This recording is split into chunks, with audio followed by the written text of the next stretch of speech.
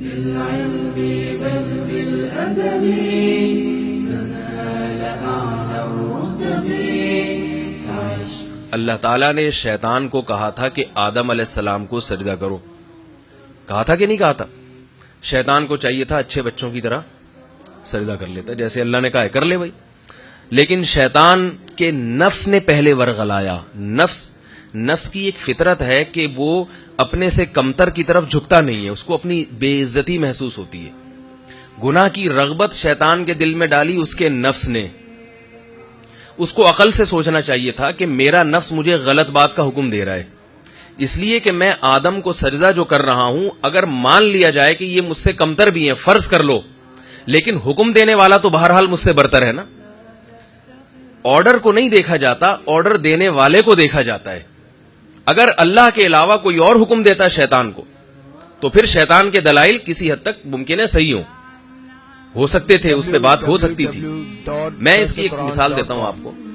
ایک دفعہ ہم کسی عالم کی مجلس میں بیٹھے ہوئے تھے، کسی بزرگ کا فون آیا، انہوں نے ان کے ذمے کوئی کام لگایا. کام عجیب ایسا تھا جو ان عالم پہ سوٹ نہیں کرتا تھا، یعنی ان کی شان کے خلاف تھا. وہ کرنے لگے.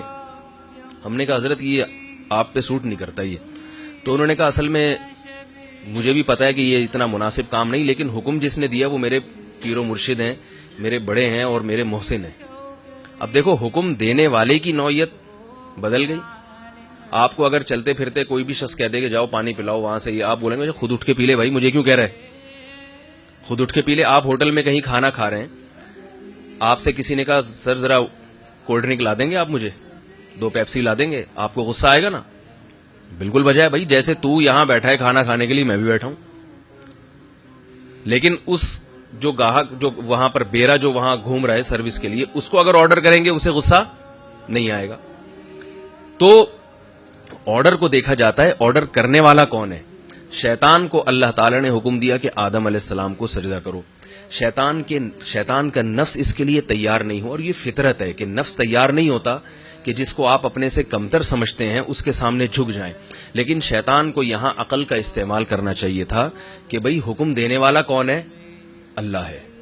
اب یہاں سجدہ نہ کرنا خدا کی توہین کے مترادف ہے.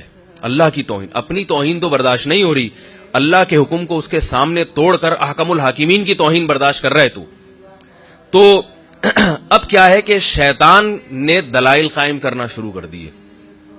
خلقتنی من نار وخلقتہ من طین. اے اللہ تو نے مجھے آگ سے بنایا اور تو نے اسے مٹی سے بنایا، تو مجھے اگر تو نے اس کو سجدہ کروانا تھا تو آگ سے بنانے کی کیا ضرورت تھی؟ مجھے بھی مٹی سے بنا دیتا. اب یہ دلائل دینا شروع کر دیے شیطان نے. لہذا شیطان کی آج تک عادت اور قیامت تک عادت کیا رہے گی؟ وہ جب بھی آپ کے دل میں آپ کا نفس آپ کو گناہ کے لیے ورغلائے گا. نفس کا تو کام ہے، ان النفس لامارۃ بالسوء. سورہ یوسف میں ہے نا کہ یوسف علیہ السلام جب عزیز مصر کی بیوی نے یوسف علیہ السلام کو زنا کی دعوت دی کمرہ بند کر کے، یوسف علیہ السلام بچ نکلے، تو یوسف علیہ السلام بعد میں کیا کہہ رہے ہیں؟ ان النفس لامارۃ بالسوء. یہ میرے نفس کا کمال نہیں ہے کہ میں بچ گیا، نفس کا تو کام ہی برائی کی دعوت دینا ہے. ایک جوان مرد ہو، ایک جوان عورت اس کو بند کمرے میں دعوت دے.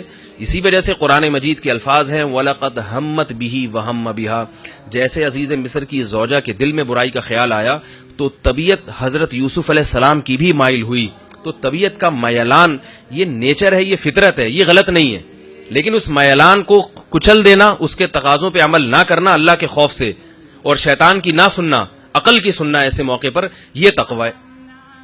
تو حضرت یوسف علیہ السلام نے کیا فرمایا؟ ان وما ابرئ نفسی ان النفس لامارۃ بالسوء الا ما رحم ربی. میں اپنے نفس کو بری نہیں کرتا کہ میرا نفس بہت اچھا ہو گیا مجھے گناہ کی دعوت ہی نہیں دیتا. نفس کا تو کام ہی لوگوں کو برائی کی طرف لے کے جانا ہے. نفس کا تو کام، نماز کے وقت نفس کہے گا نہیں پڑھو، آرام سے بستر پہ لیٹے رہو، کیا ضرورت ہے اٹھ کے وضو کرنے کی بھی. نفس کا تو کام ہے، اور رمضان میں کیا ضرورت ہے صبح سحری کے لیے اٹھنے کی، سوتے رہو آرام سے. تو نفس تو ہر الٹی چیز کی دعوت دیتا ہے انسان. اب ہوتا کیا ہے کہ انسان عقل استعمال کر کے اس نفس کی خواہشات کو روکتا ہے، لگام دیتا ہے. بھئی یہ خواہش پوری کر لو، یہ والی رہنے دو. بعض جائز خواہشات بھی ہوتی ہیں وہ پوری کر لیتا ہے.